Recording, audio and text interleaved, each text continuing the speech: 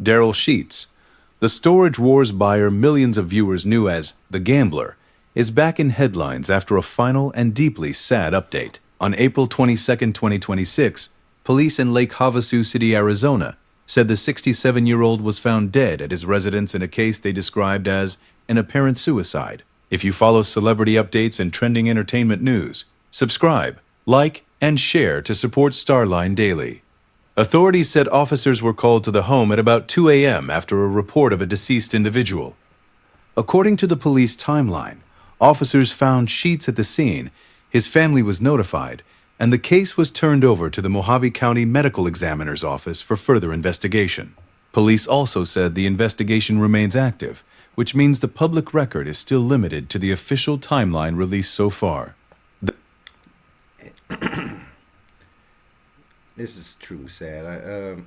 When I watched Storage Wars back when I watched a lot of television, I don't watch as much TV as I used to. Definitely, was a big fan of this guy. He was and doing the Storage Wars. He was always happy in the show. He had his son with him, which was a big thing for me.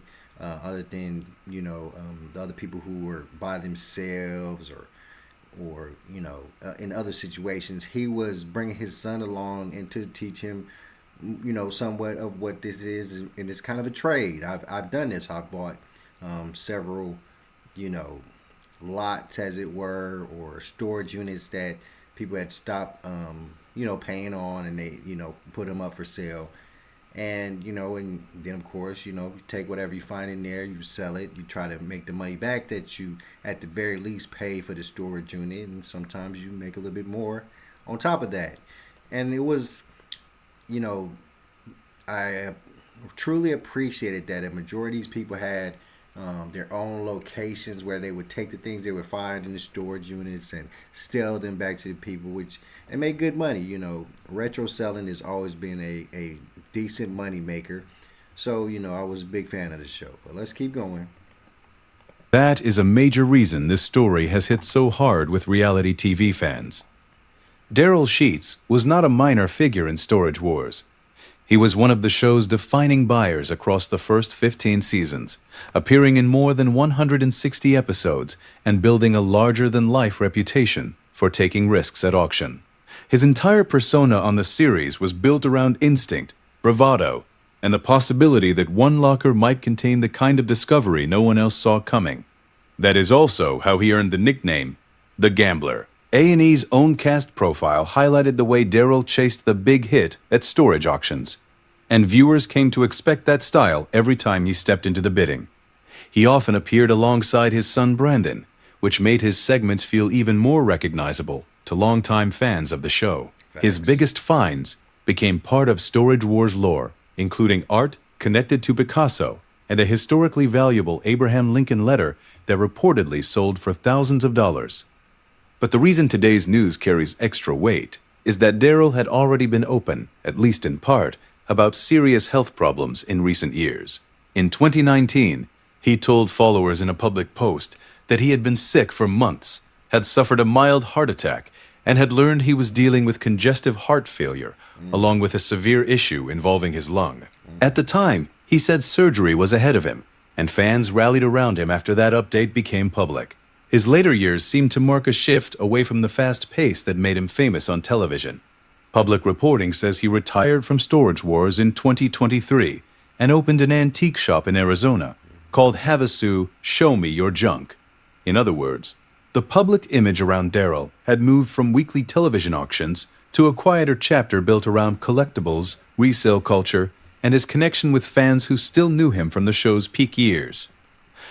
And the biggest problem, excuse me, the biggest problem, and this is a problem that a large majority of resale locations, you know, any place like that buys things and resells them, at some, in most cases, a substantial uptick in price. Those places are going by the wayside with the advent of eBay and Amazon and all these other places online that you can get these same particular things probably in better condition, or you can control, what condition those things are before you purchase them online. And when you go into a buy and sell, or a pawn shop or something like that, then you're at the mercy of the pawn shop and what they have in stock. So with the advent of internet buying, eBay and Etsy and all these other places where you can buy used goods, it's just destroying the pawn shop market. We see that the big pawn shops in Las Vegas are having a hard time. A good majority of pawn shops, pretty much all over the place, are having a time just because of the advent of that. After news of his death became public, A&E released a statement mourning him as a beloved member of the Storage Wars family. That response matters because it reflects how closely Darrell remained tied to the identity of the series, even after his retirement. For many viewers, he represented one of the clearest versions of what made Storage Wars work in the first place: strong personalities, real risk, and the constant possibility of a life-changing score hidden inside an ordinary-looking locker. As of the latest available information, the clearest confirmed timeline is still the official one. Police say Darrell Sheets was found dead early on April 22, 2026, in Lake Havasu City. The case remains under investigation, and no broader public explanation has been released beyond that initial law enforcement statement. That distinction matters, because this is the kind of story where speculation helps no one, and the public facts should stay separate from assumption. What remains clear tonight is Darrell Sheets' impact on reality television and on the fans who followed his run on Storage Wars for years. He built a memorable television identity, turned storage auctions into high-stakes entertainment, and became one of the faces viewers most strongly associated with the series. For now, the public focus remains on that legacy, A&E's tribute, and the official timeline already on record, while one question stays open: whether authorities release any further findings beyond the investigation now underway. Thank you for watching, and thank you for supporting Starline Daily. So, just truly sad, I was a fan, truly was a fan. He was one of my favorite people over at Storage Wars for many reasons. The gambling in itself, and I can honestly say that I got into purchasing lockers off of shows like that, and doing reselling like that. And it's just truly sad that it's of course, that's one of those businesses that could be very financially detrimental, because if you continue to buy lockers and you spend excessive amount of dollars on those lockers and there's nothing in there worth of value, and if you did that several times, you'd be at extreme loss of money. So it's one of those business models that is hard to concentrate on, because it's hit or miss. It's truly hit or miss. So it could truly be a drain on your pockets. It truly could be a drain on your life, your emotions, going to these lockers and they being empty and not having anything valuable for you to sell. And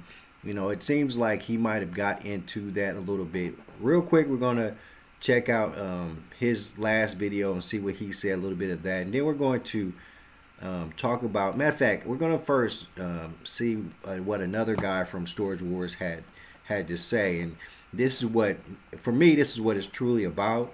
But let's listen to these other member of Storage Wars had to say about this.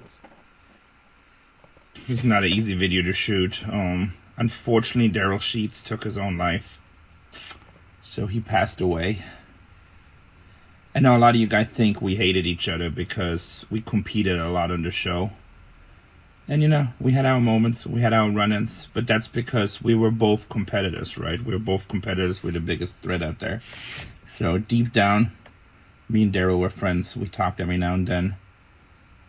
He's a very hard worker that cared more than anyone I've probably ever met about their family, about his son, about Zoe, pretty much people in his life, right? So rest in peace, Darrell Sheets. Also, I know Darrell would want something positive out of this. So he had a guy like really tormenting him lately on cyberbullying. Guys, just because you watch us on television doesn't mean you know us. It doesn't mean you know what we're about. Also, it doesn't entitle you to bully somebody. That's not us, that's anybody, that's any athlete, that's anybody. you shouldn't cyberbully at all. As a matter of fact, if you have somebody in your life that thinks it's funny to cyberbully other people, may that be a celebrity athlete or a little girl at school or a schoolmate, slap him in the back of the head. Make him become a better human being, because you never know what demons somebody faces and what they go through and what you might push them through. And I also highly encourage law enforcement. Darrell has been posting a lot about the guy that's been cyberbullying him and tormenting him.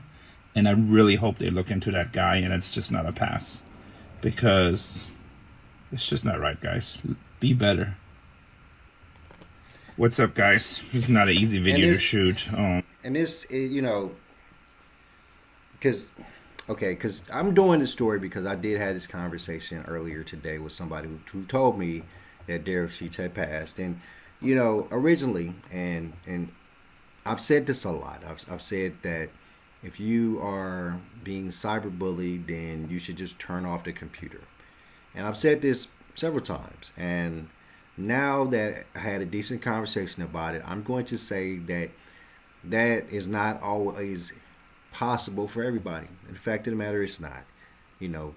Some people are just so truly connected to the internet, to their phones, and to the social media sites and all these other things that they don't have the mental capacity to pull away from these machines. And when people start saying bad things about them on these machines, then other people start to get egg into it. It gets spread around. Of course, all the other people that that are on social media, they're going to start telling you about what they're saying, what they're doing. So in some cases, I can believe that there might be ways that you can't get away from it. I can believe that, people around you are going to say something and be like, hey, man, you need to say something to this. You need to say something to that. And if you are facing demons, like he said, then, we can understand that with the advent of just too much social media and too much attention to social media and too much desire to stay on social media, and with the advent of people cyberbullying and other people trying to defend you on the cyberbullying or trying to get you to defend yourself on the cyberbullying, just makes whatever you're going through even worse.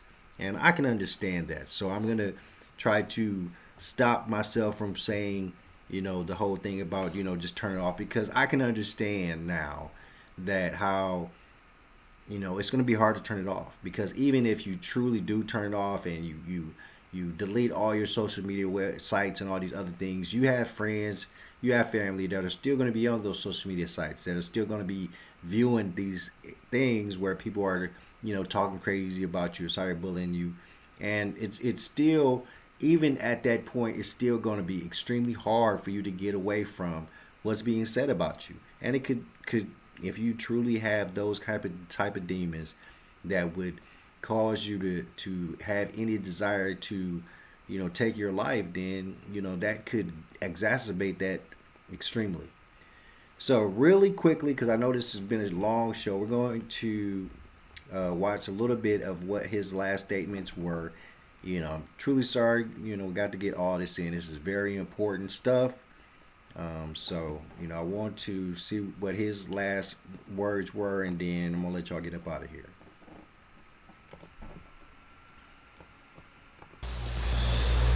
Now, I know I joke around a lot, and I try to tell you guys a lot of things on my little Instagram post. But today was a really interesting day for me. Zoe asked me to go down to the store and pick up some milk and bread and like $20 worth of stuff. So I said, you betcha. So I jump into the Jeep and I drive down to the store and I grab my basket and I'm walking through the store, and all of a sudden, boom, this little old lady bumps right into me with her shopping cart. So I'm a clown, right? I look at her and I says, hey, I hope you don't drive like that. And she looks up at me and goes, oh my God.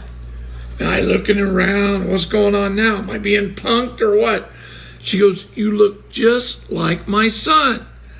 And so I'm joking around. I go, oh, skinny, good looking guy, right? She goes, no, you look just like Darren. Darren died 6 months ago. Today was a really tough day for me.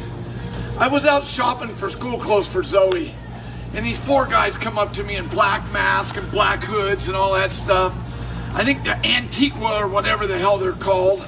It was probably Hester and his cake cronies or something like that, but they asked me if I was a Trump supporter. I said, hell yes, I'm a Trump supporter. And they took this stick and they said, get out of the car right now. And I said, your ass, I'm not getting out of the car. They said, get out. And there was four of them. So I got out of the car. They said, get on your knees. Whoa. And I want you to shit your pants. What? Well, anybody that knows me knows that I'm not going to shit my pants. I'll do anything to not shit my... Now, I know I joke around a lot. And I try... All right, so, yeah. It's truly a tragic situation, guys. I mean, honestly, you know, whether it be financial problems, whether it be just the mental demons, whether it be a lack of success after storage wars or retiring from storage wars, because I understand also that, you know, he did make some statements about his financial situation back in the day, you know, and you know, it's one of those things where, you know, if you truly don't prepare, because of storage wars, I'm fairly certain that they paid fairly decent, and it wasn't a situation where he was like solely dependent on the lockers to provide for himself, you know, because it was a TV show. I'm under the, you know, pretty good assumption that they paid their stars some amount of money. So, you know, if you begin, and it's just like he said,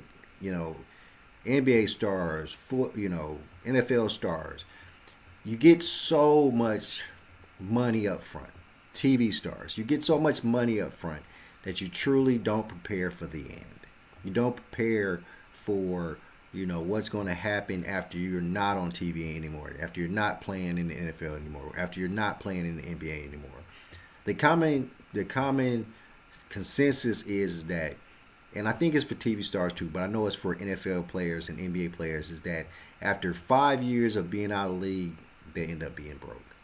And it's because, of course, financial literacy, you know, not, you know, living the best life possible, which means spending, you know, not living above your means per se, because you have the money, but living to the point where you're spending money at an exorbitant amount of time and you just don't plan for the future. No stocks, you know, no savings. You just think that the gravy train will never stop. And it does. The gravy train stops for everybody. So that's why you have to continue to grind, continue to work, and, you know, start saving, investing, all these other things, because honestly, everybody, we all are going to end up with the gravy train stopping. So prayers out to Darrell Sheets' family, prayers out to the Storage Wars franchise, prayers to all those people who, you know, are great fans of a great man.